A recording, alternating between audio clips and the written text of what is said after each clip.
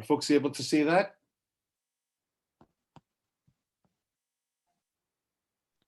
Yeah, I can yes, give me a thumbs up, yeah? Yeah, I can Okay, good. So this is just where we are today, looking a little bit more at the practicalities and some of the stories of launching and how new groups have started. And we have a couple of interviews coming up later in the morning. As usual, we'll have maybe about 45, 50 minutes or so, then a short break and back for the second half. I thought I'd begin just by reading a few verses from Philippians chapter 2 and looking at the story of Paul, Timothy, and Epaphroditus. Philippians 2 is well known, that great hymn of Christ's exaltation. The context where Paul says, do nothing out of selfish ambition or vain conceit. In humility, value others above yourselves, not looking to your own interests, but each of you to the interests of others, having the mind of Christ, who though he was equal with God, laid all of that aside. So great, well-known passage. But then perhaps less well-known is the next bit, but I'd like us to think of the connections because it opens a window into what it was like to work on, if you like, a pioneering team. Paul and his companions, Timothy and Epaphroditus, and how maybe their attitude, how they regarded one another, is an example of living out what Paul had wanted or he had exhorted us to do in Philippians 2, 1-12. So here is Philippians 2 from verse 19. I hope in the Lord Jesus to send to Timothy to you soon, that I also might be cheered when I receive news about you. I have no one else like him who will show genuine concern for your welfare, for everyone looks out for their own interests, not those of Jesus Christ. But you know that Timothy has proved himself, because as a son with his father, he has served with me in the work of the gospel. I hope, therefore, to send him as soon as I see how things go with me, and I am confident in the Lord that I myself will come soon. But I think it is necessary to send back to you Epaphroditus, my brother, co-worker, and fellow soldier, who is also your messenger, whom you sent to take care of my needs. For he longs for all of you and is distressed because you heard he was ill. Indeed, he was ill and almost died. But God had mercy on him, and not on him only, but also on me, to spare me sorrow upon sorrow. Therefore, I am all the more eager to send him, so that when you see him again, you may be glad and I may have less anxiety.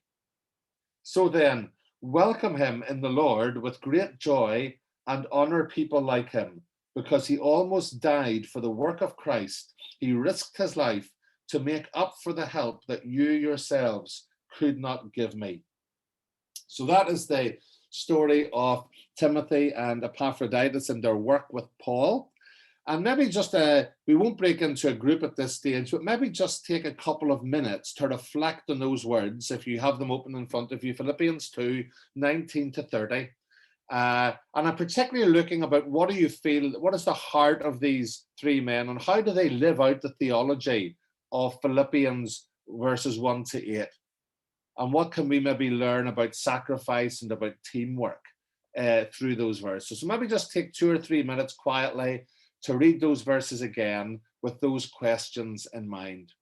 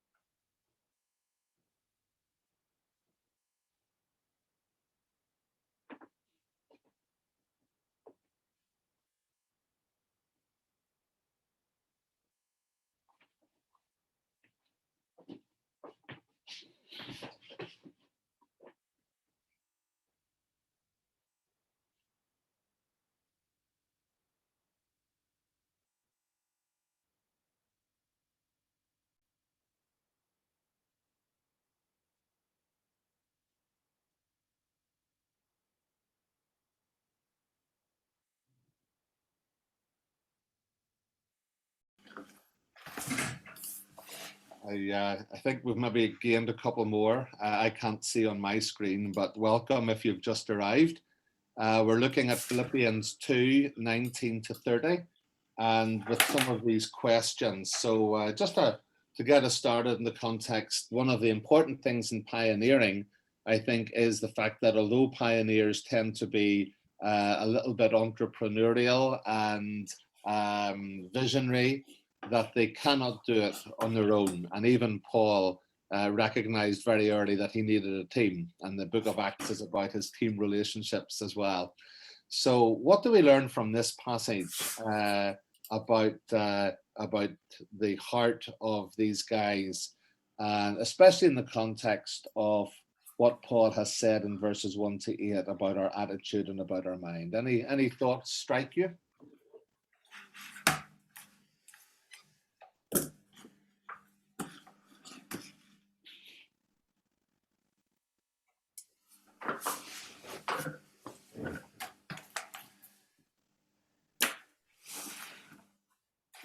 Anyone notice any connections just between how Paul speaks of his fellow workers and what the dynamics of that team must have been like?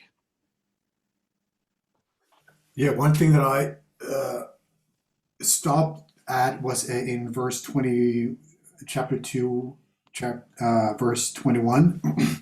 For everyone looks out for his own interests. And I'm just thinking that Paul is very particular in choosing that his fellow workers, and he just sensed that. I think that he senses that there's a different spirit in Timothy, and yeah, I just think that and that connects to today. I think too. I mean, so many of us just looks out for our own interests and not the interest of the gospel. And I just think that we should be also very particular in choosing people for service. Yeah, I think that's true. I'll probably say a little bit more about that towards the end this morning. Spot on.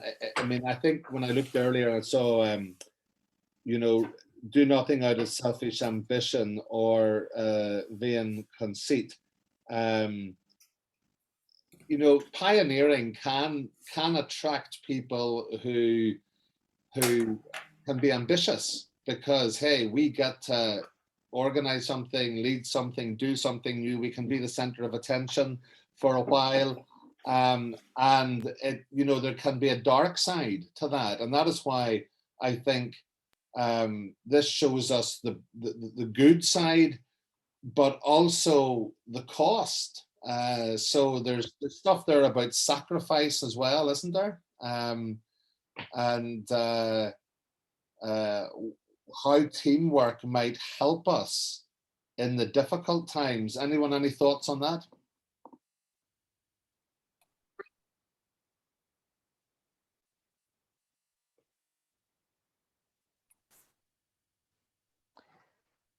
It strikes me how they keep going back and forth between Paul and the church. Paul needs people with him, but he sends them back to the church because the church needs them as well. And then the church sends people back. Yeah.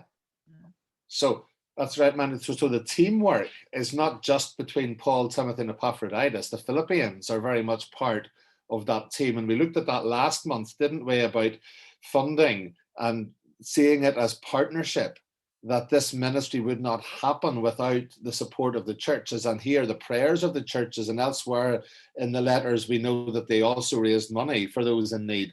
So there was a very much wider teamwork involved in this. So anyway, there's the purposes of these short sections are just to give us a biblical context for what we'll be talking about. We don't have time to do in-depth studies. As you know, and I seem to have my same problem as I did last time, Gwen, and I cannot advance my slides whenever I'm sharing my screen, which happened last time. So Stop sharing your screen then, I think, and I'll go find the I'm trying to stop share. Yeah, I'm trying to stop sharing my I screen. think I can stop you. And No, I can't. again, I'll stop you. It is And thank you. It may actually be okay to share it not in presentation mode. So I think rather than saving it there. So can you see that? Oh no, if you go back and let me share again, I will do it in not in presentation mode. just give me a moment till I see if I can do it. Hold on. I think we're okay. Oh. Okay. Can you see that? Yes, I can. Yeah, that's okay. I think we're okay now. If I'm out of presentation mode, I think that's the best way to do it. Yeah. As you know, this is part of an ongoing four-part series, and there are other resources available, and we'll talk a little bit about what might be useful for you in the days to come. So those are the 4 dates. We're on number 3. Next one will actually be a bit earlier because of Christmas on December 16. That's just an example, and you see there the longer Bible studies, the sort of stuff we've done recently in Nehemiah, in Acts, and now in Philippians. There are full Bible studies available for folks to go through, and I know some movements have been using those. Welcome, first of all, Werner. I see you. We'll be talking to you in a moment or two. Good to see you, and to anyone else who's joined us. And we're looking today at the issue of launching, and I'll be largely using a tool that was developed initially by InterVarsity in the States, and which is definitely worth looking at in greater detail, and maybe in the new year for those who are right and ready on the edge of starting something. This is what you would use to sort of for your first term, if you like. And they go through 4 E's. But first of all, reflect and pray. Again, a little bit of recap here. How has God led you to this place of thinking of pioneering? Has it been circumstances? Maybe did you get married, perhaps? Or did you have to, were you offered a job somewhere? Or if you're a general secretary, is it that somebody has moved into an area, or there has been a new university or campus opened somewhere? Has there been an invitation from a student or from a graduate to say, listen, is there a group in my local town that we can start? Has it been an inner prompting of the Spirit? So the Lord has just laid a place on your heart and it's been difficult to get rid of that feeling. So you prayerfully push the doors and you allow God to see if those doors will open for you. And then research and reconnaissance. We looked at Nehemiah last week or last month. And if you go on to Nehemiah 2, you will see that one of the first things he does when he gets there is that he doesn't tell anyone what he's doing, but he goes out at night and he surveys the city and the walls. You think of Paul in Acts 16 and 17, where he is in Philippi and then he's in Athens, and the time he spends getting to know the place, wandering around, looking, and then being able to speak into that context. In Philippi, it's just a little prayer group by a river. In Athens, it's a bustling city with lots of evidence of its idolatry all around. And when you're doing that research and reconnaissance, it helps to have some foundations. Is there an existing vision? Does your movement have a missional vision? Have you been praying over this? And here would be an example, I suppose I could use the Danish movement and what they did in Greenland as an example there, because for a while they had really been contemplating whether it was time for them to pioneer in Greenland as obviously the most obvious candidates to do that.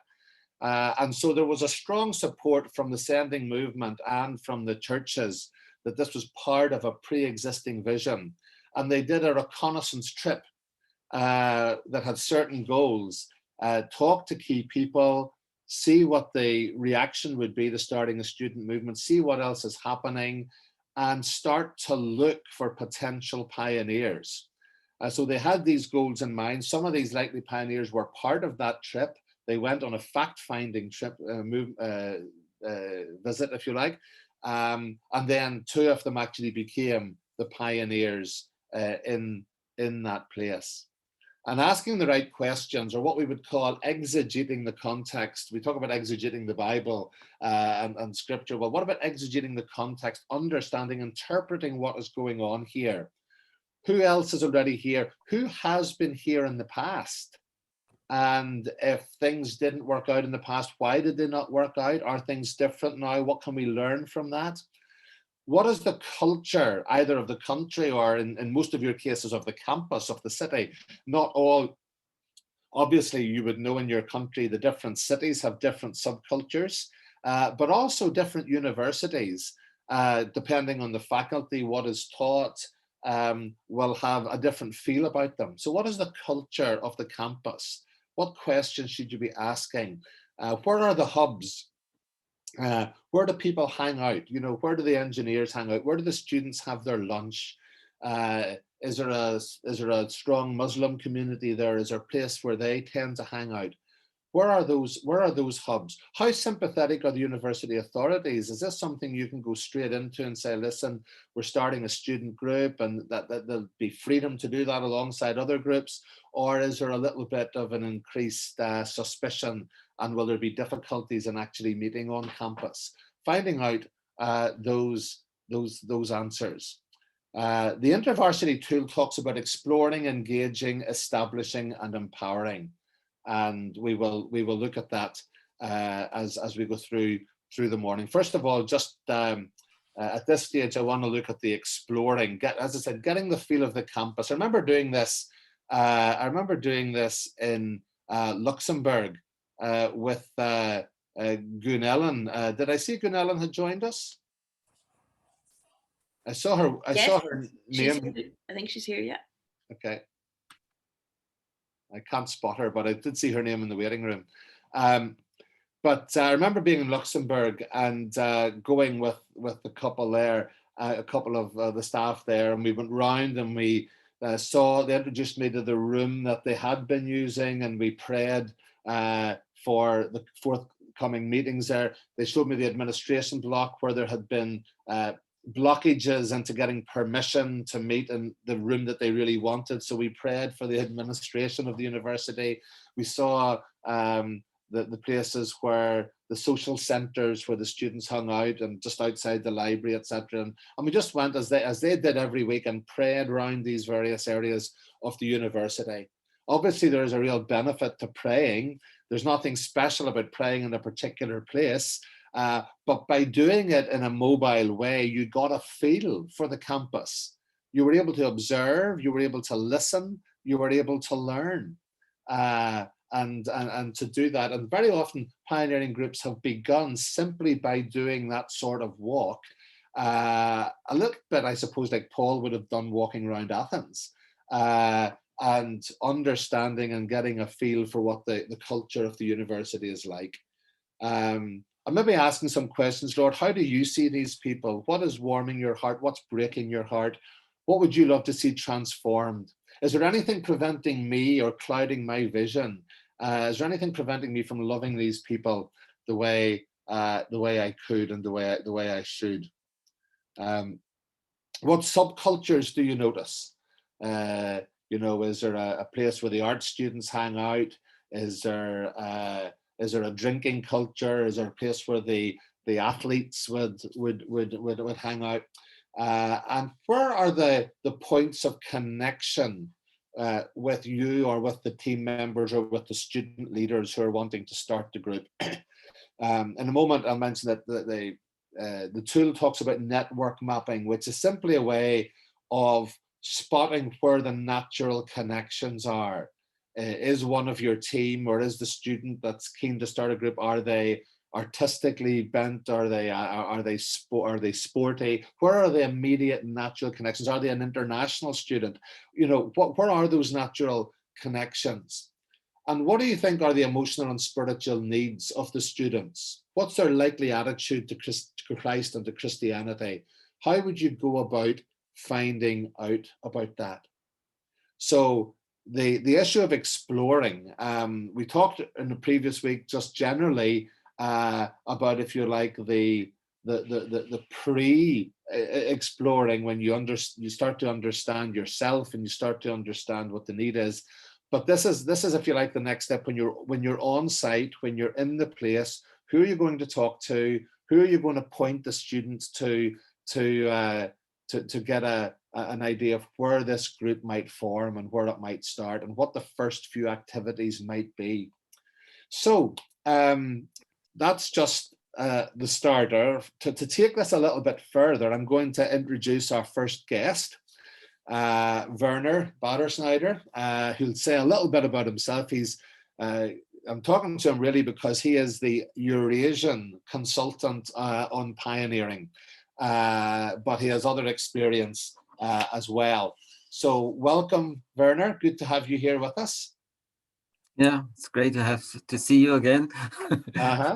And as you know, we're really at the point now where we're looking at what it is like to begin a new movement. And you've had some experience of that before you ever went to Eurasia.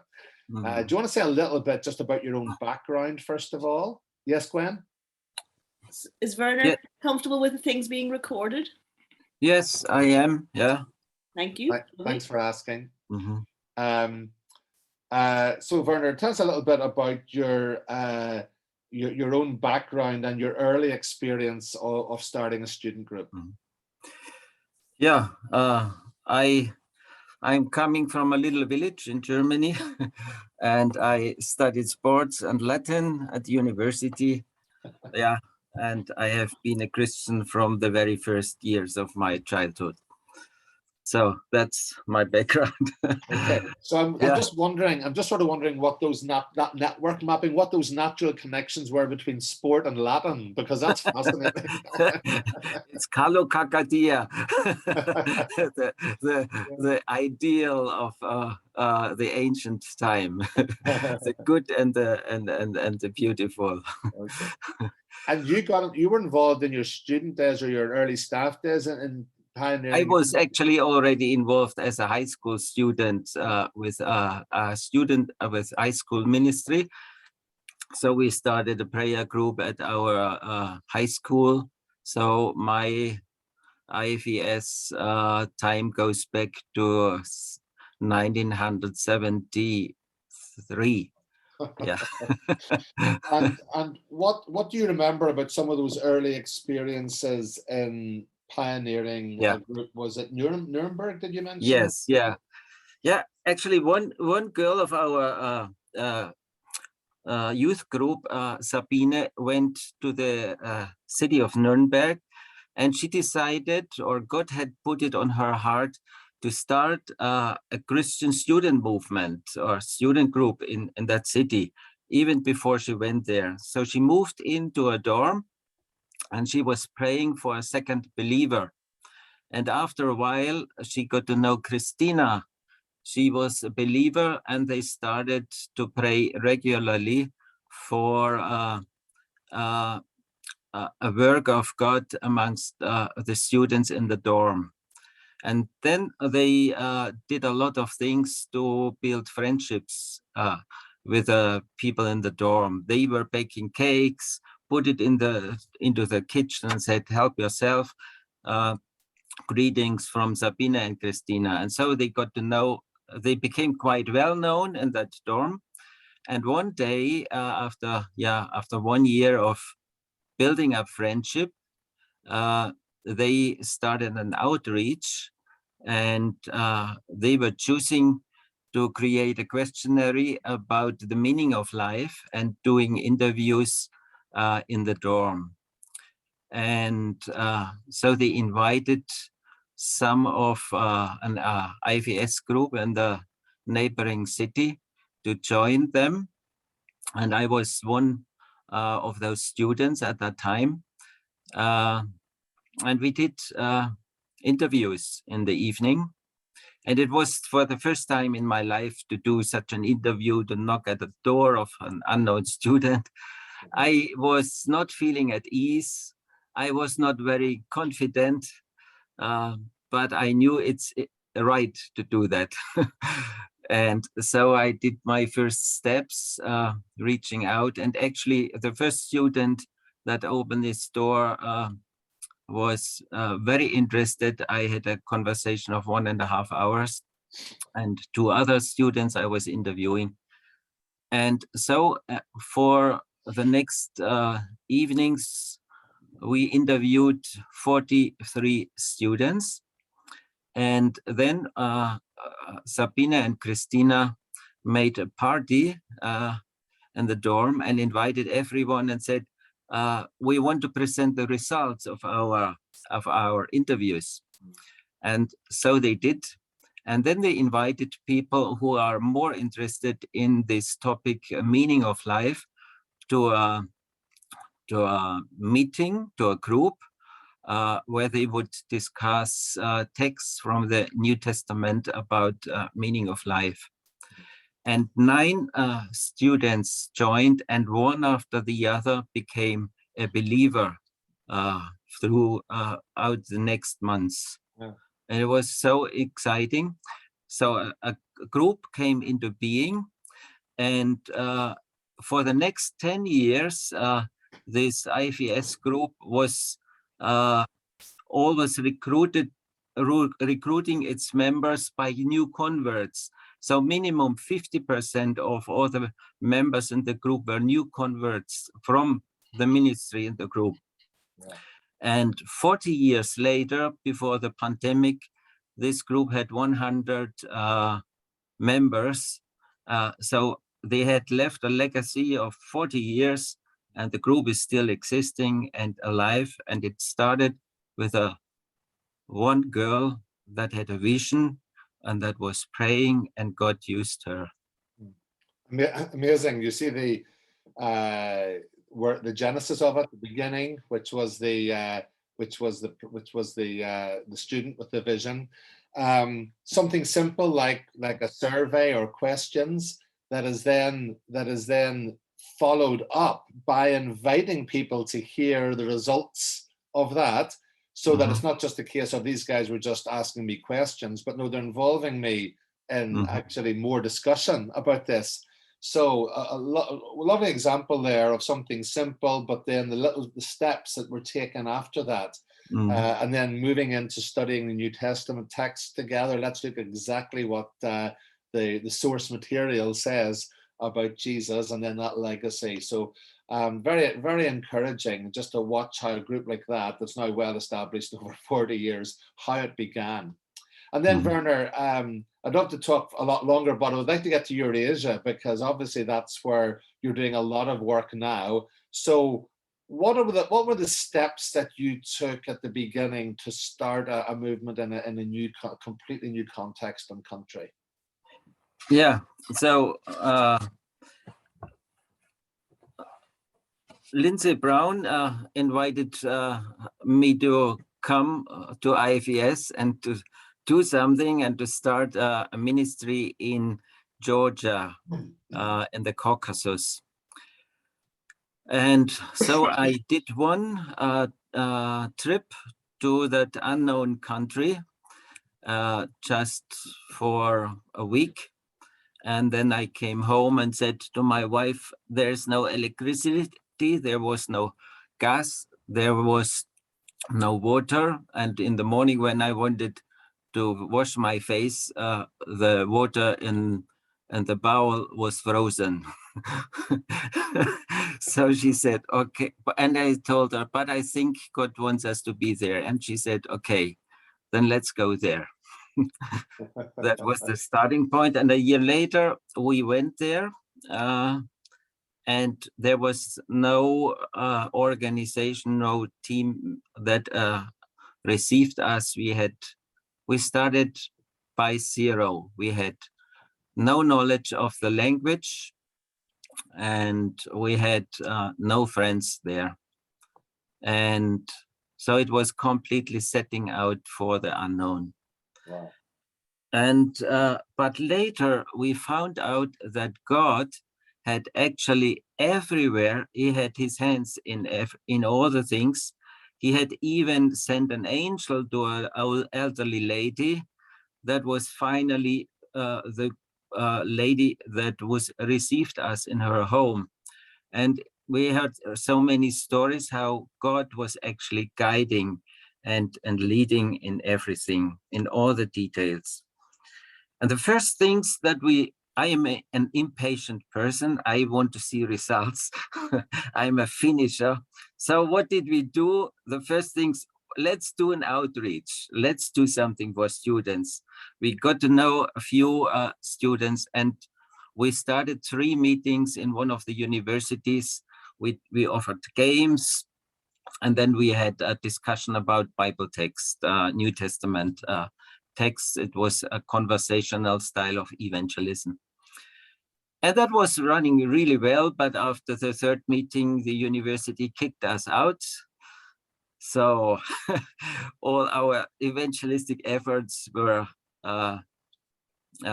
stopped, and there was no other meeting place than in one of the churches, because there at that time it was after Civil War. Nothing was working, and all the unbelievers left because they would not go to a Baptist church. And then God forced us to focus on the believers. And we had conversations, we had Bible studies, and we understood they have become believers, but they are not disciples. They did not know anything.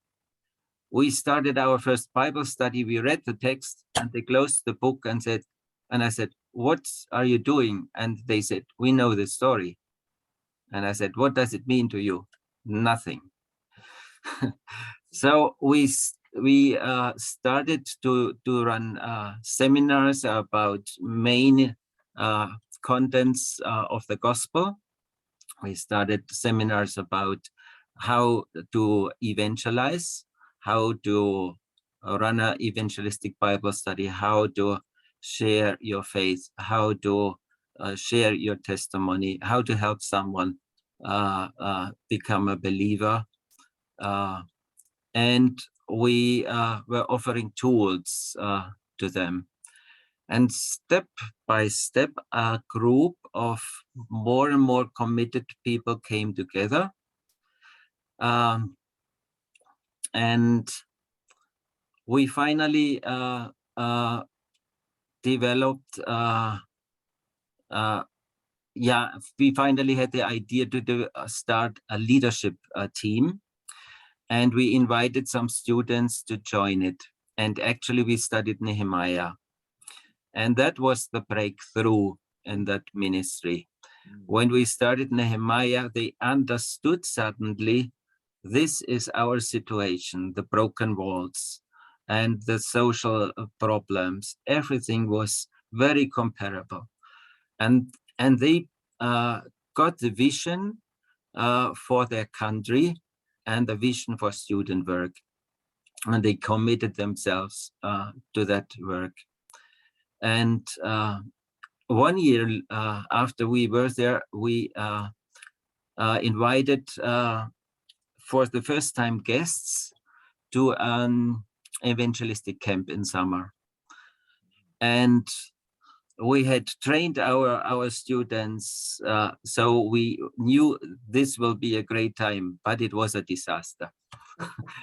For the first, when they were at the campsite, they just forgot about anything that we had taught them. And they just enjoyed they got sunburned, some even collapsed. And after 4 days, we gathered them together and said, remember, what is the purpose of that camp? And finally, they understood that it was not okay how they had behaved. And actually in the last 2 days, 2 girls became believers. That was the first fruit of the ministry. And And then the students started to run evangelistic Bible studies. So it was not us, but the students became the people who took initiative. And they were running many different evangelistic Bible studies. And through those Bible studies, many became believers. And we were running every summer evangelistic camps. And through these camps, also several people became believers. So, and out of that leadership team, finally, the group was developing. We were able to hire the first staff worker, and then finally a board was developing. And after 6 years, we could leave the country and hand over to the first general secretary that we had accompanied on her first half year of being general secretary. So that's incredibly encouraging. Again, just notice the steps there. In some contexts, it's good to go in and do an outreach for visibility purposes, which you did. But then sometimes in many places that can be closed down. And therefore you have to think of a different way through by discipling the believers and getting them then to be the ones, which is slower, but is also probably in many ways can be more effective. And then at that point, when they are more discipled and they have that heart, to think of how then they can have something that they can bring folks to, even if the camp took a bit of a time to realize its real purpose. I remember hearing of one movement who did something similar, and they were delighted at the number of non-Christians that wanted to come to this camp in the mountains. And then they suddenly discovered, that this place where they were holding it was well known for being able to give students summer jobs, and they would earn a lot of money. So all these non-Christians had free accommodation. They left in the morning, did their part-time jobs, and came back at night. So sometimes you have to ride a few storms, but you got the idea. Start with an outreach, see if that works, then work with the disciples, get them to invite folks, and then gradually hand over and get the student leadership developing.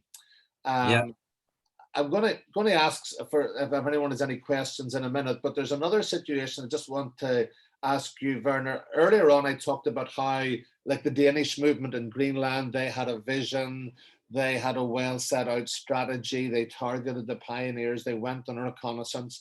But there's also situations maybe where there is a staff worker or a graduate who has a real vision for something within a country, and maybe the movement isn't there yet. They haven't yet got that vision. So maybe some folks here in that situation, you have somewhere on your heart, but you're not even sure if the national movement is quite there yet. Do you want to share about what happened maybe in Moldova? Yes. Yeah, I got to know Kate from Moldova. She was a staff worker, and I found out that she has a heart for Transnistria. It's actually a territory of Moldova, but it's under Russian government, actually, more or less.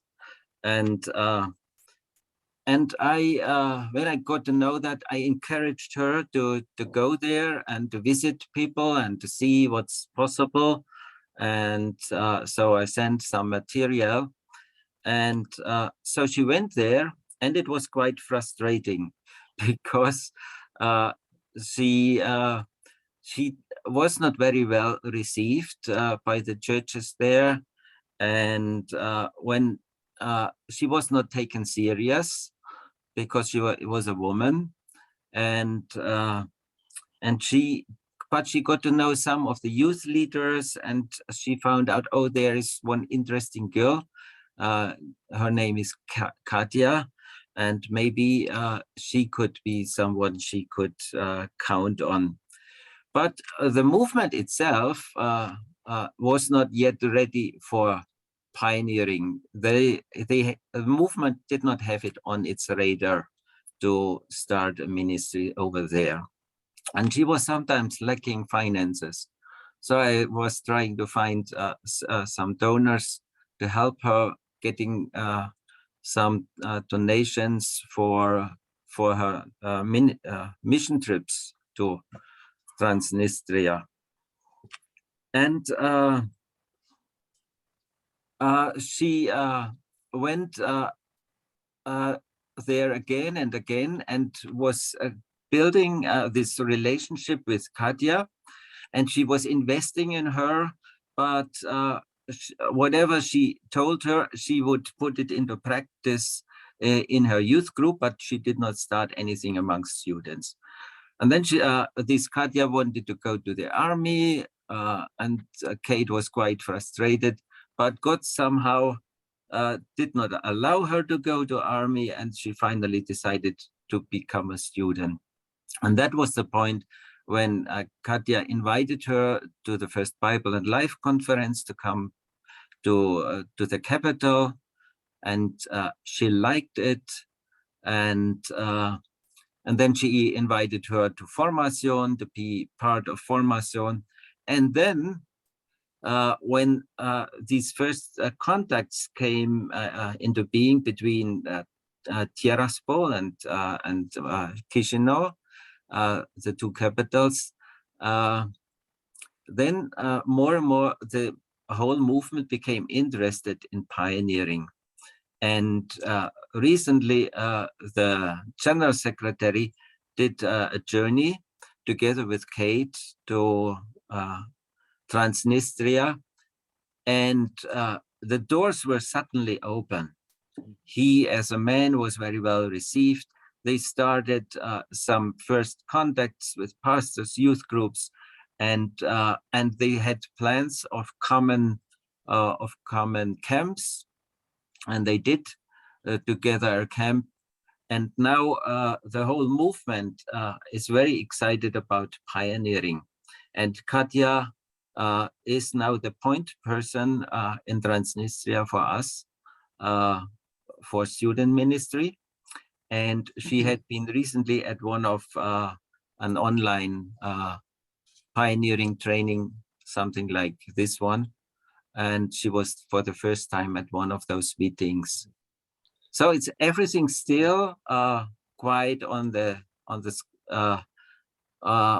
at the very first beginnings, but we have now good foundations, and churches and the movement want to work together.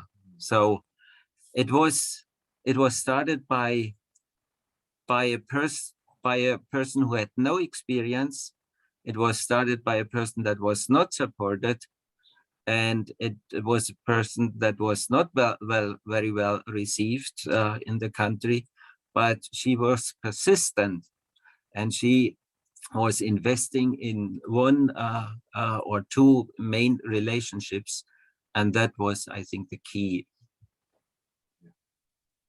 Super. I mean, that's an amazing story of how sometimes the vision of the wider movement will come after that persistence from someone. So there's no template here as to how things are pioneered.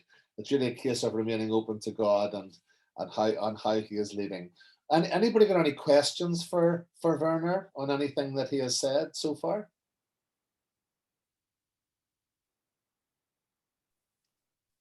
Yeah, I've got a question. Can you hear me at the moment? Is that Jonathan, or who's speaking? Yeah. Yeah. Yeah. Can you hear me? Yeah. Okay. Just a comment that you made at the end there about investing in, do you say one or two people? There's a temptation or a desire to look for as many people as possible to invest in, especially when you're in a situation where there's not much going on. So certainly here, thinking, around the place there's this person and there's that person and there's this student and that church leader. Just what's your reflection on the choice to either focus on one or two people or to network widely? Mm-hmm. I would always recommend to focus on a few reliable people, on key people. Of course, it's important to also to throw out your net to the far and to see if there are some little fishes coming in, but you have to focus more on a few people.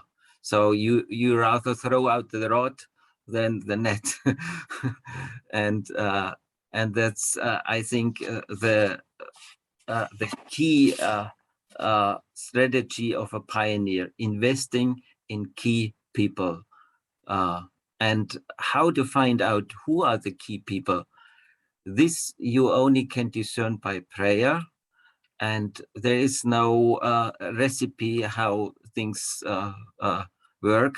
I think we have to be prayerful. We have to ask God, and we often will get really also disappointed because some people we invested in, they finally show that they have different motives or are not with us. So we need also some tolerance against frustration.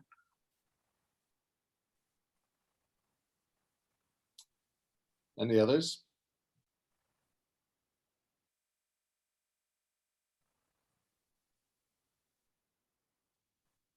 Any other questions? No. Okay. Hello. Hi, Gunellen.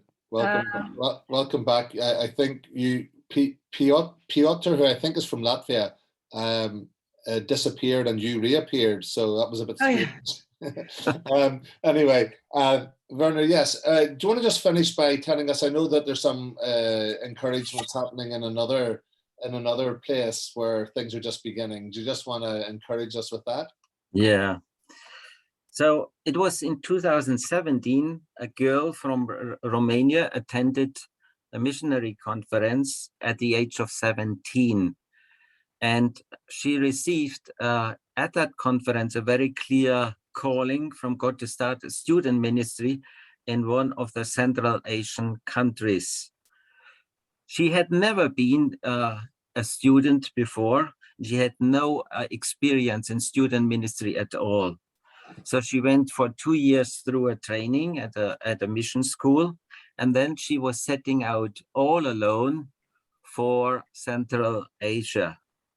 And she started to study in one of the capitals there. That was quite scary to go as a girl with no experience, with health issues, into this country. And she was living in a dorm. She was choosing by purpose to live in a dorm together in one room with 3 other girls. And so by that, she got to know the culture. And many of those girls invited her to come to their family. So she was traveling around in the country. They got to know the culture. She got to know the culture. And so by that, she was becoming very familiar with the whole country. And that was the first 1.5 years, I would say, of her work, of her ministry, actually.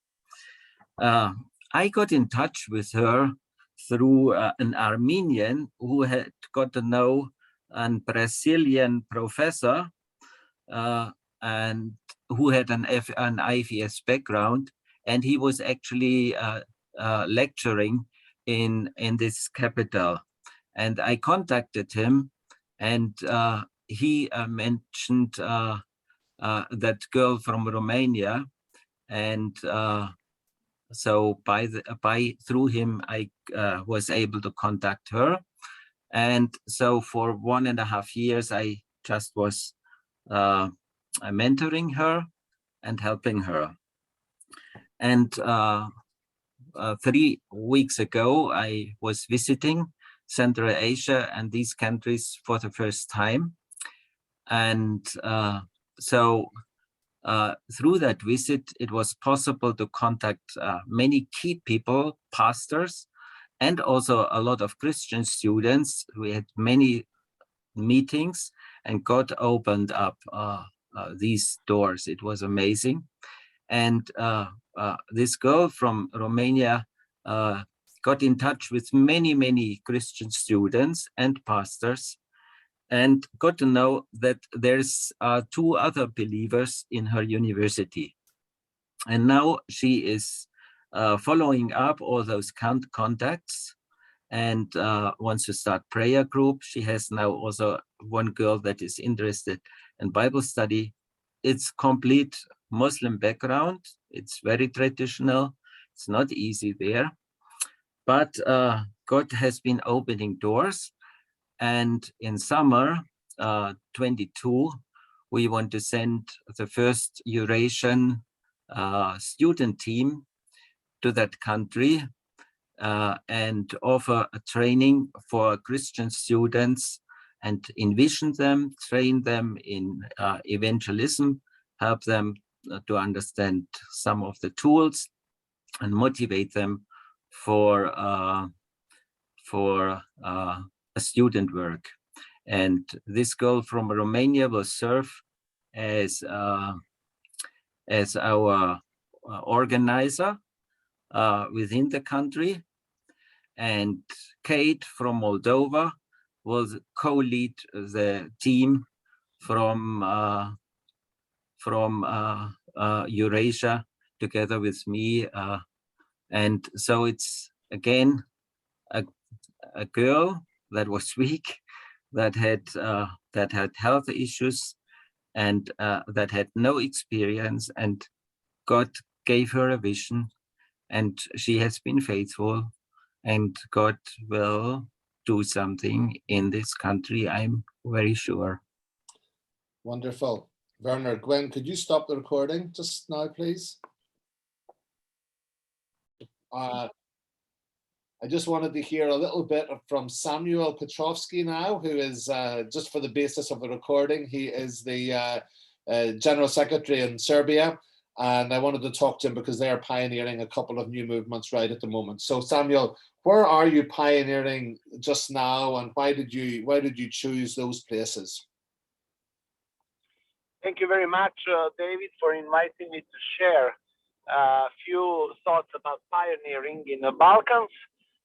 Because we a small minority evangelical Christians is all the time we are pioneering, and I think that we want to pioneer in the university cities where we don't have groups, and we want the students to hear the gospel. That's the reason why we want to pioneer. It's a calling from God that we must be obedient, from the Gospel of Matthew, chapter 28, to go everywhere where there is a need to be heard the gospel of Jesus Christ. We are in Serbia. We have 2 kind of pioneering opportunities and pioneering situations. One pioneering situation is when we are trying to pioneer in the cities. We have big university cities where there is no church, no evangelical church.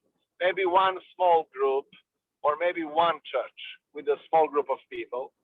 And then we have one city where we are pioneering there. There is a lot of evangelical churches, but these churches never had a vision for reaching out to universities and high schools.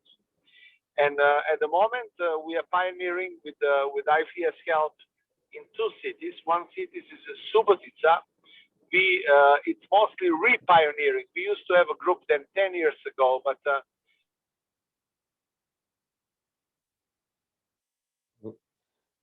lot of people went. Majority are Hungarians there, and a lot of young people left to Hungary.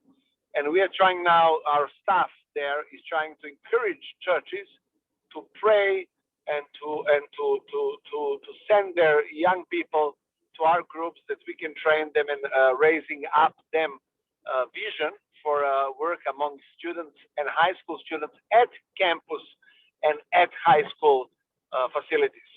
And also we have a pioneering group in Kragujevac, which is only, I think, one functional church there. And we have a volunteer there with a few students, and we are trying to start few groups. We are doing that from the scratch.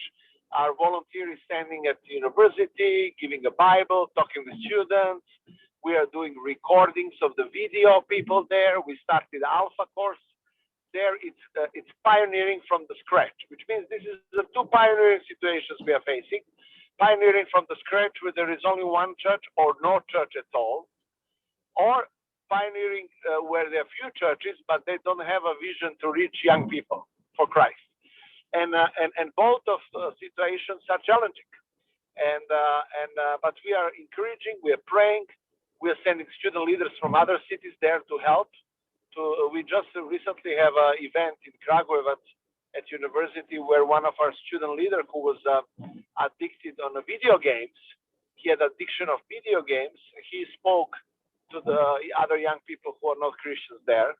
And tonight we have a student leader who also became a Christian through our EOS ministry from Belgium. She's going in Subotica to talk about identity. She will talk about her testimony, and she will be translated in Hungarian language. And she's also a new believer, like 3 years in Christ, became a Christian on our camp. Which means pioneering can be challenging, but pioneering can be a great blessing because a lot of other student leaders from other big groups can get encouraged and get a better vision what IFES is all about. That's wonderful, Samuel.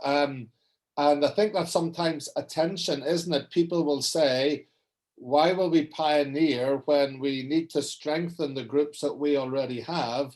But you're saying that when you continue to be obedient to the call, then the pioneering actually does strengthen the other groups and give them a vision and remind them of their purpose. Yes, pioneering can be a challenging and threatening because it's easier to start to work with the students who are Christians, and you have some churches who knows what is IFES.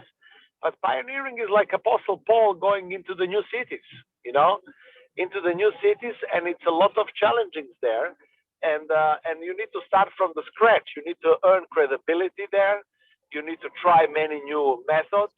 And I think it's a good refreshment for our staff and students to help in that kind of situation because they can get ideas, they can be refreshed, and the students that we are sending there can get more motivation to serve God. Like, for example, this girl, Jovana, who's going tonight in Subotica, tomorrow she's going back 500 kilometers to our national conference, which means, and she's still a student, she's still working, and she really want to serve God like that, and that's a great encouragement for us who are leading movements, that we can see young people who really want to help in pioneering situations.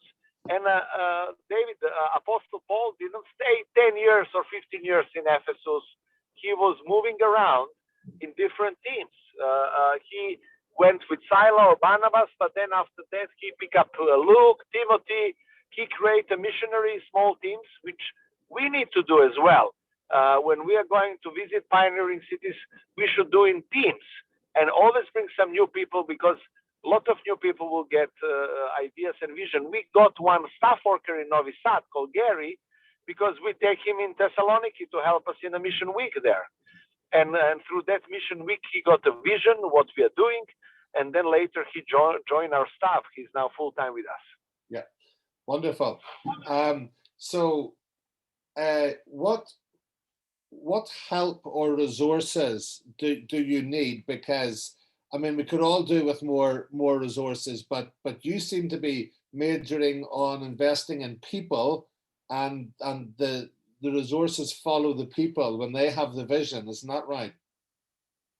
Yes, I think that the biggest resource, we need the people with a vision who are humble, who are ready to respond to God's calling, who believe in God and trust Him that this is the right thing to do. We need the people with a full of faith and motivated, who will like to step out of the comfort zones.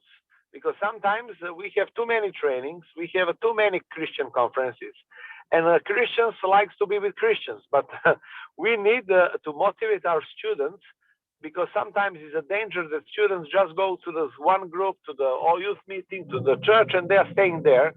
We need people to get out from the comfort zone and to trust God, to be involved in a team surrounding, and to do pioneering, to help pioneering. Like when I said pioneering, it's like you need to stand up on the street in the front of faculty. You need to be creative to organize some lectures as well, which means from resources we need the people. When I said we need the people who can be on the ground, on the front line, students who will be on the front line and stuff. And also we need the people as a resource speakers. Like I remember when Michael Lotz came 10 years ago in the city where one student organized a meeting, he invited 50 his colleagues. 50 colleagues he invited in a coffee shop, and then he invited Michael Lotz to speak to them. And that was a great encouragement for all of us, because some of these young people has a lot of energy, and some of them are like women from Samaria who can invite a lot of people to serve. And I think this is very, very important for us to have human resources like frontline people, speakers, but also we need sometimes finances, because we want to pay the drinks to the coffee shop people. We want to pay some volunteers that we can give them some pocket money that they can follow up and invite these students for coffee or things like that, which means human resources and finances go together. The third thing, what always we need a prayer from other people, from other group, because sometimes when you are doing a pioneering work, there is a persecution as well. There is a persecution. They will call you as a sect and cult. They might invite police to intervene, and I think that's very important to that we can back up and support each other when we are doing a pioneering work, because sometimes we are very busy with the big conferences, with big events, with the huge things, and we are living in a Christian culture in 21st century. If you don't do something big, you cannot put that on Instagram, on a Facebook. People say, oh, he's doing something or she's doing something. Pioneering work needs patience, faith, wisdom, creativity, teamwork, and courage to do something that you never did in your ministry before. Which means, personally, myself, I like to go to the pioneering spots, because I got refreshment and I got reminding how we started other groups in other cities. Pioneering is very, very important, and always in a student ministry, we will do always pioneering. Some groups are shutting down, some groups are starting up, and we are praying that God will send us one student who has a vision, who will become believer, because one person can do with God's help and our support a lot. Samuel, I know you have to run, but you've said a lot there. Some things that we've been already talking about, the need for courage and patience and reliance on God, but also the courage to go and to do things and to be visible. And yeah, we heard from our previous interviewer that you do that, and sometimes you need to step back, you will receive opposition, but there are other creative ways of keeping the pioneering vision going. So thank you very much. All the best for your Bible lecture. Oh, thank you very much. May God bless you and keep you. Be creative. And sometimes in pioneering setting, you cannot just, sometimes you can preach the gospel directly on events. Sometimes you need to be on the street. Sometimes you need to do a questionnaire. Like now Christmas is coming, and we will do some questionnaires in some cities where we will ask people what they think about Christmas, what they're hoping for. And through that creative ways, we can reach out many students. And I think that the universities in Eastern Europe here and the Balkans, they're not opening for Billy Graham style evangelism, but they're opening if we have some expert as a doctor or professor or scientist, we can enter universities like that. And I think that's one of the good creative way how we can do it.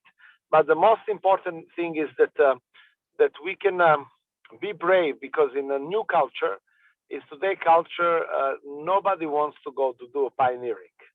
Everybody wants to be involved in everything which is organized. where you have a big crowd, speaker, everybody likes to come there. But pioneering is challenging, but pioneering is a great blessing. I still remember when I was in Montenegro, I was in the first church with the 3 believers. I was number 4 in the church. For me, it was very small, very small. I was shocked when I was a soldier there, but there was a pioneering. Now there is 6 churches there, 7 churches, and I think that there is a blessing and encouragement that I am encouraging everyone to join some missions in pioneering countries.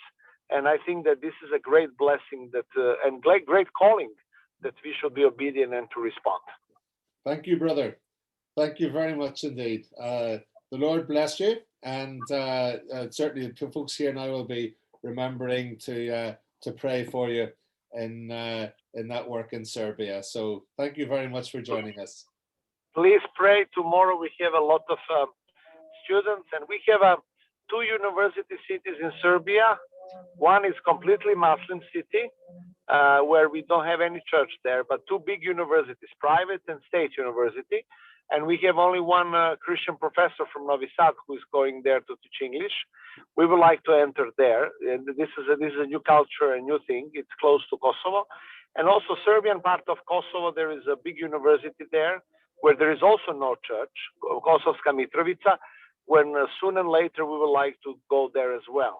So if you have a good people from IFS who want to move in those cities and to help us there, please let us know. Thank you. Okay, everyone. That was our brother Samuel, and I think it's interesting, isn't it, when you see the context that in his situation, the university work is the primary evangelical work because the Orthodox culture means that there are sometimes no evangelical churches in those cities or towns. Some of you are working in different contexts, but maybe some not so different, where it's not just a case of the churches or the student group, because it's maybe just the student group because the churches are not there. And yet the support of the churches is very important. Maybe the support of the churches in the capital, the support of the churches around the region, in order to pray and to give the help and the resources to that.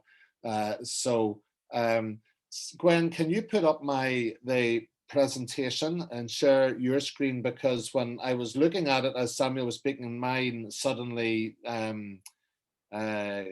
closed, shut down unexpectedly.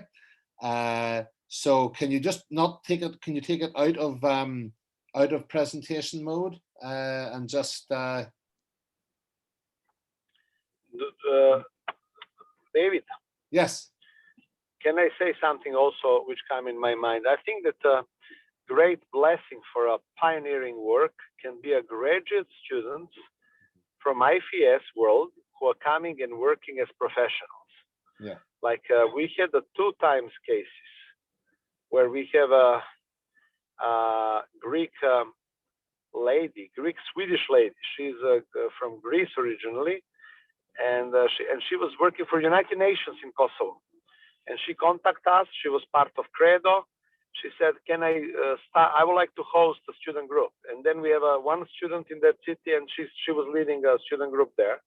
And in Montenegro, we have an African guy working for World Vision who allowed us to have a first student group in Podgorica in his flat. And he was leading that, and he left after he was on trip for 2 months, and he gave us a key of his flat to use his flat for the EUS, which means we need to do a better work of networking in a graduate students with what we are doing with university students, because there might be some graduates who are working there professionally who can serve the movement. Yeah. Thank you. That's actually reminded me, because you might be interested if you have time. Gwen, can you just scroll back to the message from Spain? I think it's just above that. Yes, yeah. So this is because this is bearing out Spanish folks weren't able to be with us, but they sent this message and they said that the pandemic made it possible to restart the work in 2 cities, In each city, there were only a few students. They never had the chance to start the group. But because of COVID, all the groups had their meetings online. And I've put into bold certain things to notice here. So they had this Nehemiah project, and each local group prayed for another local group. They swapped, they prayed for different local groups. And in this case, the staff worker was in contact with students from Cordoba and from Cáceres on the other. And then just scroll on there, Gwen. So they'd wanted to start a group. They were held back because there were so few of them. But they began to study the Bible together. They had Zoom meetings despite the fact that they were back together at university. And then most groups were meeting face to face with the idea of encouraging other Christian students to join and be more visible in their universities. And then the next slide, you'll see what Samuel was saying. Keep going up. That's it. So they were able to bring them to a regional camp. And then they had the commitment of a graduate who was part of the volunteer program, and they gave a few hours to support the students. And they said that the groups now need to grow in vision and to raise up student leaders among them. So first of all, you had this desire to meet. You had the staff worker in contact with students, encouraging them to be more visible, starting to meet around the Bible, inviting them to a camp to give them a sense of something that's bigger, and then using the graduate as one of the key resources in that situation. So again, you see some of the comparisons between that and what Samuel was saying earlier. Gwen, could you go back to just the bit before, after the break? Thank you. Keep going back. Keep going back. Yeah. That's us. Yeah. Okay. So just to help round this off before, if anyone has any questions or contributions, there are the 4 E's, which were explore, and then the second one is engage. And it talks about this network map where you put the name of the key student or student leaders in the middle. You ask them what are their natural networks. It might be old school friends that they're at college with now. It might be people in the rugby club or the swimming club or the dramatic society or the people in their dorm or the people that they run with or in their class. And you start looking for natural connections. I think, wasn't it Werner mentioned about one of the folks in his countries that had the evangelistic dinner party, where you invite them round for the meal and you encourage conversation, special pilot events to test the water, maybe a questionnaire, maybe a visiting lecturer to speak on Christianity and their subject, and to see how there was, to see who emerges. On one occasion when we did a pioneering event in Ireland, there were a number of people showed up, but very encouraging for the girl who organized it was there were 7 or 8 Christians that emerged, we would say, out of the woodwork. She didn't know there were any other Christians in her course or in her college. And because of this event, she was able to make contact with them. And so suddenly they had a team. So you engage with the non-Christians that are in the network map, but also with Christians who you might discover will share your vision. Next slide. So explore, engage, and then establish. And this is essentially starting the group. Establishing a rhythm of community activities is what they call it. So the group is never there as an end in itself, but it is a means just to forge identity, for support, for fellowship. And the thinking behind that is the encountering of God, deepening community, and engaging the campus. So that's why there's Bible studies, prayer and praise, why there might be fellowship meals, weekends away together, camps, but also continuing the engagement of the campus and reaching out to non-Christians, surveys, mission weeks, whatever will work in your context. And so you have the beginnings of a group here, but it's a group with a purpose. And you'll see, as I said in the next slide, that we need to remember to keep the balance of all three: the encountering God, the deepening community, the engaging the campus. If you forget the third, you just become another church group. I was talking to a staff worker at the moment about one place they want to pioneer, and they said, but the student there really sees the group essentially as their church group, as their church student group. So until they get a vision for what the purpose of the IFES campus group is, then they're not really going to be pioneering. So you need to keep the balance. And also, if it's just all outreach and there's no investment in the deepening of the community, then people will burn out, and it'll simply, there won't be the community to bring the new believers into. And of course, if we forget to encounter God, then we have lost our roots. So keeping the balance of all three and to focus on our purpose. And then the fourth E is empowering. How will you pioneer a group that will outlast you or outlast the first generation of visionary students? And that's the final E in the section. So you identify the next round of leaders or people gifted in evangelism. You ask, what do they need to equip them? What can you do to equip them? And I think both Samuel mentioned this in his interview, and I think maybe Pierre earlier in looking back at Timothy and Epaphroditus. And I think possibly a couple of other people mentioned this as well in their comments. What are you looking for? People who are faithful in their discipleship, who are available and willing to sacrifice. Thinking of Werner without his electricity and his water and gas or whatever else. Maybe we won't be asked to go that far, but there will be sacrifices involved.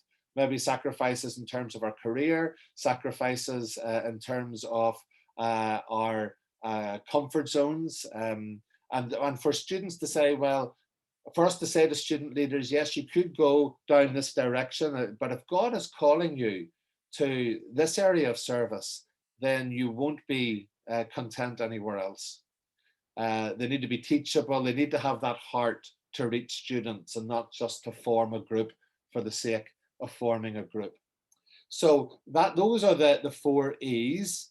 If you just go on to the next one, Gwen, just carry on. What you might find is that some may be ready to lead the newly started group, the next generation, or some may have a vision to pioneer somewhere else. They may say, I'm going to go for a master's to a different university. And if you have people that have been involved in some sort of pioneering work within your movement, they are gold dust, because when they graduate or they go off to do further study somewhere, they have experienced it. I think one of the problems sometimes in our student groups in Ireland and Britain is that they became very much seen as things that first and second or maybe third years got involved in, and then you sort of outgrew that, and we didn't use our final years or our postgraduate students or our graduate students, and those folks are the ones who can really be at the forefront of helping elsewhere. So even to challenge some of those who are former leaders in your groups that are still around to say, well, is God calling you, and being target them and says, God calling you maybe to be involved and help wherever you'll be next year, to start a group there perhaps. If you carry on, Gwen, just past that, yes, and then past the message we've looked at. I've put that in the chat. That is a download of the Every Campus launching tool that I talk about, the 4 E's. And the best way to use that, I've only touched on it here, but the best way to use that is for folks who are ready to start right now, maybe, ready to start, say, next term, to look at starting a group in 2022-23. So they're really committed to it, and you work through that with them over a period of a couple of months while they're doing it. So you're doing the exploring together. So it's a little bit like this series, which has really just been touching at different points of different points of what is involved in pioneering the big picture. And it's saying that over a similar period of time, we will go through this tool together.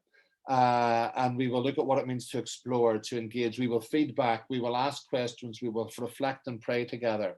So there is a possibility that next year, because this was sort of spread out widely to anyone whose movement might be interested in pioneering, that if there are folks who are ready to start, we could go through this tool with them over a period of time next year, so that they and we can adapt it to our context. It's actually very good. It's not too much culture specific to the States, but it gives us a good template to work with.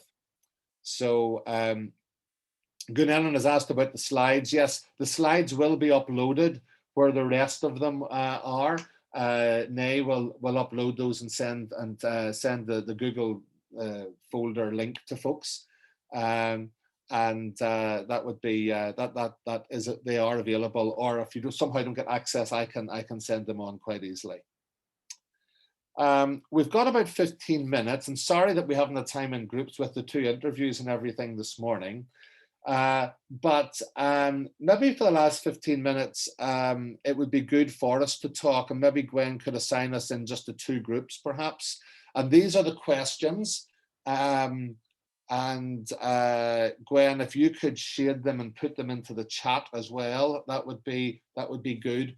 To share with each other, because you may not have been in a group before, what stage are you at in the pioneering process, either you yourself or your movement?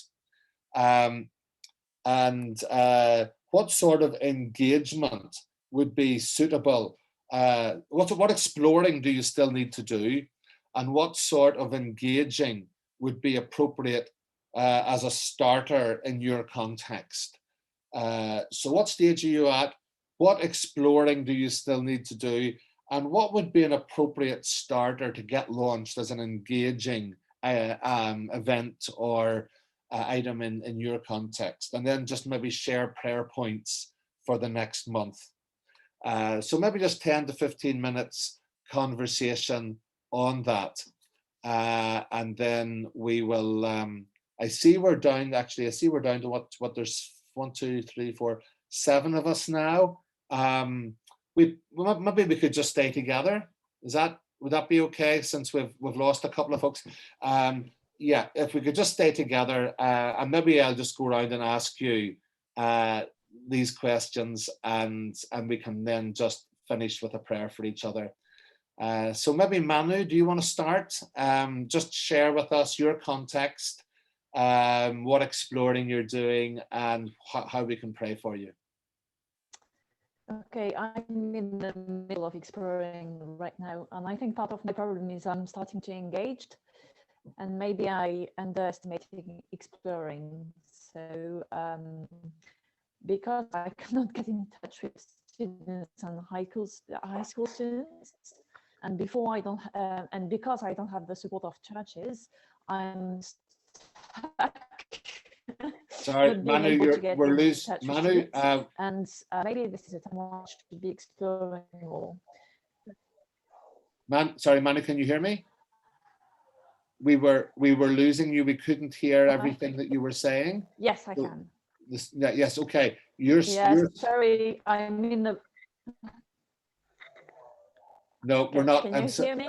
No, we're not. We're not hearing you for some reason. The sound isn't good. We'll move on. We'll come back to you and see if we can get that later, in case there's a problem there. Pierre, why don't you help us here and share with us what this means for Credo? Sure. So, like where we are at right now, we're doing 3 new cities, new university cities, pioneering in those, and just identifying in 2 of those cities, there was a student group that we just really connected to and just said, shared, this is what we do. Do you want to be connected? So it was a really easy win for us to connect with those 2 new student groups. And then we have another city that we're just pioneering. I was there just the other week, and so we're working together with a local church. And because they were really friendly towards what we're doing, and then we just set it up together with them. So what we're doing is that in that city, which is a smaller university city, we are setting up a date. So we have a date in early next year, and then we say just gather students. We will be there with our staff. The church representative will be there, and we will just see if there's interest to do an initiative in that city. So that's the kind of the blueprint that we're using when we're doing pioneering in new cities. Just trying to get seeing networking, trying to get something going, and it's that's pretty much where we're at. Okay, great. I mean, that's again, you just see that there, it's a little bit more the movement has the vision, and that's always such a great encouragement to anyone who will be pioneering, and it gets them off on a much firmer foundation, as well with the links with the churches. And if we can work on that, if that's not there, it doesn't mean pioneering won't happen. It still needs to happen. It's just a lot more difficult. So it's great. Yeah, exactly. Yeah, it's great when you have that in place. What about Greece, Jonathan? Yeah, long story, of course, but we have some kind of work in really only 2 places now. Let's say established. So when you think about pioneering, we're looking at the rest, which is potentially up to 20 places. Realistically, 5 or 6 regional centers. And I think the reality is that we're almost at 0 in each place in terms of contact and in terms of exploring. My mind mostly revolves around the question of resources. So who would be doing how do you get there to do the exploring, and never mind the engaging, because we can run distant or like cold contact evangelistic things, but in terms of actually moving towards establishing anything, when people are geographically a long way away, and probably believing students aren't very engaged in their own place. The big question is resources to do that. So yeah, I think probably we're at the stage of thinking, well, what 1 or 2 places should we be looking to try and do something, and just do a bit more of a thorough job of exploring and engaging. We have a bit of a culture here of amongst believers of not really wanting to think about the environment around us. This is who we are, this is what we do, this is what we like doing, and we just need to help people that we're working with to take a step back and say, where are we, what's our context, what are the needs, what are the opportunities, rather than just kind of blindly going into any small effort that we can make. Slightly vague answer, because really the context is quite vague still. Yeah, no, I mean, that's helpful, and I think even recognizing that is crucial, because yes, as I said, it still needs to be done whether you have the support or not, but it can't be done without people on the ground, and whether that is 1 or 2 local people getting a lot of help from outside, or somebody from outside spending time and taking the time to go there once or twice a week or whatever it takes. To do the exploring. So it does require that sacrifice, that commitment from someone. And again, that's, I suppose, always the first step, to work out who's going to do that, and what will that look like. So yeah, no, absolutely. It's yeah, go on. I think the comment you made a few moments ago about graduates, those who were leaders, those who were involved. I think in our context, that is something that we really need to be investing much more heavily in. There's a whole crop of people who've come through the movement in the last 15 to 20 years who believe in the idea, and they are perhaps the ones that need to be taking up or looking for opportunities to take some of these opportunities. Yeah. Okay. Kolitha, thank you so much for joining us from Asia, from Sri Lanka. I hope some of it has been of help, and I don't know in your very different context, but how can we pray for your situation, and what stage are you at? As a movement, Sri Lanka focus actually work. We do pioneering work especially with new universities and new places. Same times, recently some areas open with some foreign students come to Sri Lanka and do their studies in private and state universities. So we have very different ministries with those foreign students also. Some of those students, they come from 100% Muslim backgrounds, Muslim countries. So that is one area we have to do. Then in other hand, most of our work we do with Christian students, because even Christian students, their teachings are very sad, or they come from very poor church backgrounds, and so because of that we can do something with them also. Then that when we go to the outside, other people, non-Christians, then we can see two group of people. One is a Buddhist background, who comes from Buddhist background. Others are Hindu backgrounds, Hindus. So we can see Hindu people, they are opening to the gospel, but we are working with Buddhist people, it is very difficult. So pray for our work among Buddhist students.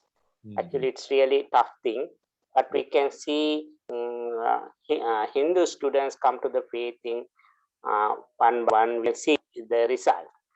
But it is very difficult to work with Buddhist people. Also, when we think about language-wise, also Tamil-speaking students little bit open with us. Most of them are Hindus, but when it comes to the Sinhala-speaking students, they are come from this background.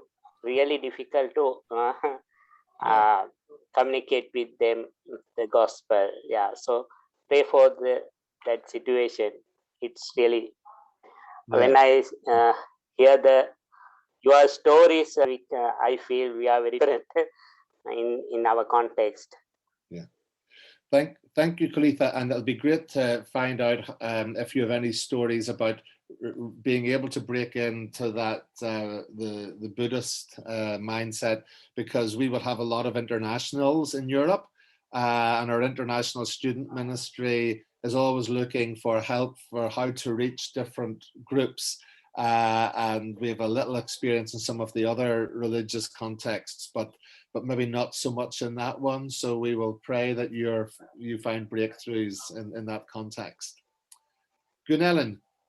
Okay, thank yes. you. Thank you. So I mean, this was all. It just makes me reflect a lot. This whole into all the different interviews, and I find it a bit interesting, because investing in people over time is a challenge here, because people are internationals and they come for 2 years at a time and then they leave. And I don't really have a lot of local Christians because they just don't exist. There are not many Luxembourgish Christians. So going to churches and ask, to meet with the students, most churches don't have students in them. So then the students I'm able to find through outreach are usually 2-year master students. And we're able to run Bible study groups with them, but then to try to build something that kind of can run itself and kind of build the organization over time is more difficult when there are very few local Christians. So basically I'm kind of in a situation where, people have to become Christians from scratch and then be the ones you build the organization on. That's difficult because it's not like Western Europeans are super interested in Jesus in the first place. So then I feel like then cultivating that interest from scratch, it's not easy with only internationals. And I can see there are cultural challenges. There are cultural challenges for the Africans to reach the Western Europeans is also quite challenging for them because they don't seem to speak a language about God that that take into account where the Western Europeans are coming from. So yeah, so I mean, right now, prayers. There is a wonderful student from Greece. Well, she's not a student anymore. She's working here, but she has a background from the Greek movement. I don't know if, yeah, her name is Nefeli, and her sister is also here as a student. And she has a boyfriend here who is German, and he just got a PhD. So he will start December or January. So that means he will be here for 3 or 4 years with the student status. And she has said she's willing to sort of help me out a little bit as a volunteer. So that couple is actually some, you know, they are here for more than 2 years, and they're, yes, I assumed you knew her well. She's great. I'm very grateful to have her in Luxembourg. Yeah. So I'm hoping I can challenge them to take on, I have a group in my house every second week, and then we're on Zoom every second week. And I have a graduate I can challenge to take more responsibility for the Zoom group, to help the students lead the Zoom group. Mm-hmm. And I'm hoping that I can get Nefeli and her boyfriend on board to take on more responsibility for the in my house group, because basically they are the only core members that come every week. So there's no one else to ask. If they won't do it, there's no one else to ask. Because you know, I really want the students more involved, so that I, you know, can go on a sabbatical and have things work out here. And it's a great opportunity to get the students more active. So yeah, that would be a great prayer topic, to just get them more involved. And when Samuel was speaking, I was also thinking that it would be really great if we would be able to gather some finances to get some of the students to visit another group when they have a mission week. And they have absolutely zero money to contribute. But, you know, Samuel understands that context, and he seems to be, you know, his positivity that you just gather money and you make it happen.